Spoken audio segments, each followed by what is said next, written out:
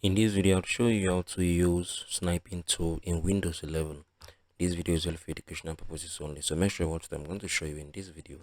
Now come on here from this option, from your start bar, type in sniping tool. Once you type it in here, it's going to come out.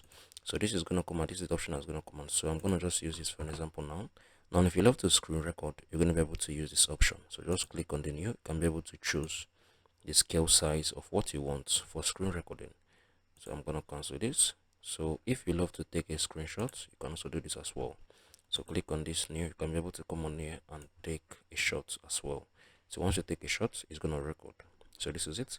So you can be able to also, I think if you love to check settings, click on this, you can be able to see different options here. From print, open screenshot, open file, all of this, then settings as well. So you can be able to check this for yourself.